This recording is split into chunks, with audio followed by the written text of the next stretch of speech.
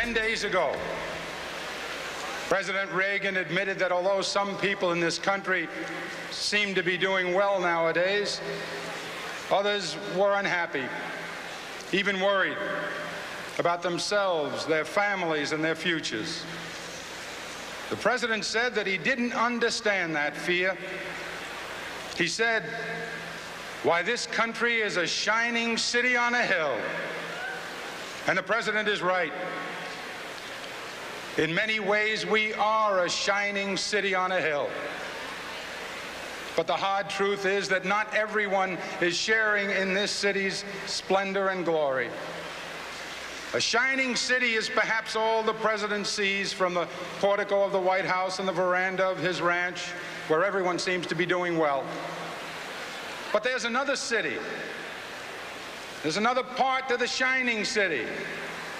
The part where some people can't pay their mortgages, and most young people can't afford one. Where students can't afford the education they need, and middle-class parents watch the dreams they hold for their children evaporate.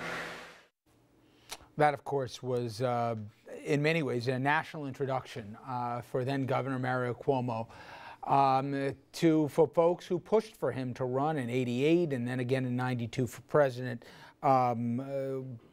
Two races, as we all know, where he just at the end of the day couldn't make that call and get into it. But to that end, you know, Richard, he was great. That speech, and I encourage people to hear great context, but on the death penalty, he took fights and recurring fights in Albany on the issue where he took public hits for it, but he was a voice against it, despite being not only a practicing but a devout Catholic here. He said he was personally opposed to abortion, but would continue to support it, and even went to Notre Dame, and as you said, also to Iona College in New Rochelle, and gave speeches to the effect to say, you know, your faith and your policy should not be intertwined necessarily. All the time. All the time, I'm sorry.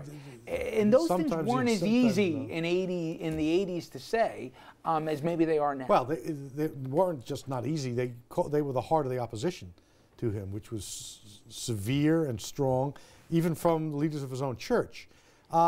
He was a politician, and he understood the vagaries of making sure your ideas are part of the political process, but he never backed away from a thoughtful, uplifting debate about those ideas. He challenged people to think, even those who disagreed with him, and I can't think of many others who do that. No, especially in the soundbite age we live in. And that speech came in a 49-state Reagan landslide win in 1984, or just before, and you know, as Richard said, the heart of the sort of the Reagan popularity. The other thing is, if you close your eyes and you listen to that speech from 1984, you can hear echoes of it in Bill de Blasio today, or Elizabeth Warren, or even Barack Obama and other progressive leaders, or people who want to wear the mantle of progressivism, and not articulated as eloquently, but it's the same message that's reverberating again today. Same concerns too, as you hit on. You know, Dominic, it's an open secret that one of the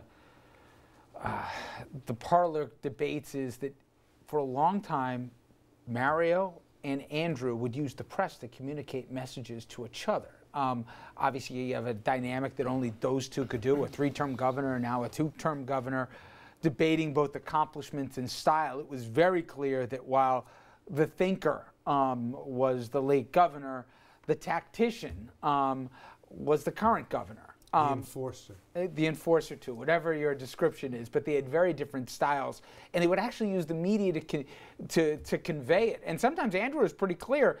He didn't think just getting a budget on time was some great accomplishment.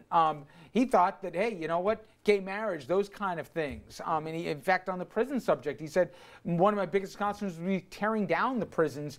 That was one of the greatest accomplishments of his father, and he obviously dealt with a different legislative reality than the current governor, but nonetheless, is a complicated relationship between those two. I'm glad you used the word complicated, because frankly, I've never been able to understand that relationship. And I've seen it pretty close in ways that other journalists have not. Love and respect, but competition. No, another good word, competition. There were times when, now I'm told by several people close to the governor, Andrew Cuomo, today, that it was very tough for him at the wake. I mean, his father is gone. But they were in competition at times, it appeared to me, with each other.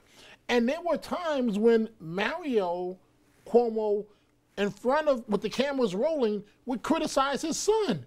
And I would go, huh? And scratch my head and couldn't. They had this bond that we saw, that video you're looking at right now, election night, where it was very clear to everyone that was there that, you know, the governor's days were perhaps numbered.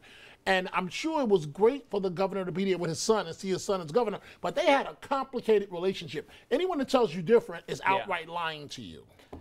And I saw it during some campaigns, and the only one that could say some hard truths to the father was Andrew at times, but the father was also very critical of how the 2002 campaign of Andrew was run, and he thought that a lot of his advice wasn't heeded, and Andrew clearly wanted to be his own man, pick his own people, natural to a degree, but much different to the outside world than those on the inside saw it. And you're a veteran in New York politics, you know a lot of the principles.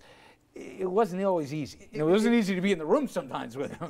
It's not easy, and it remained a fraught relationship. I imagine no different than we see with H.W. Bush and W, and now we're going to see this going on with Jeb. But it was a very, very different time. What Mario did with the convention speech was give voice to liberals and progressives who were struggling to find a voice when America was happy and needed, I suppose, the Reagan presidency in the years following Vietnam, Watergate, Jimmy Carter's spiritual malaise. And finally, after 4 years of the Reagan presidency, Mario gave voice to these concerns that the flip side of the Reagan years, the first 4 Reagan years, was that people were struggling in very real ways.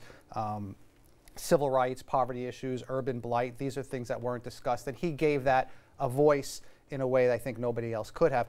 Andrew Cuomo is just a very different time. We have the Great Recession and we have the Obama years, and there really is no way for the governor of New York to criticize what's been going on in Afghanistan, Iraq. It just doesn't feel the same. So I think in that way, he feels, perhaps his sons do that, they suffer in comparison, but something's going to happen. To Andrew as a result of this. Well, look at this, his inaugural speech, and how is he's going to have to probably pursue and wants to pursue and feels good pursuing more liberal or traditional liberal policies in the wake of his father's passing. You know, Andrew, it'd be remiss if, I spoke to Congressman Lowy, who was very close, to not just the Cuomo family, but also to the Clintons. And can you think, in the day and age of hyper, listen, everybody in politics obviously has ambition or else he wouldn't go into it, but the idea that people are pushing and pushing, and not once, but twice, you were on the 1 yard line, but wouldn't go make that final step here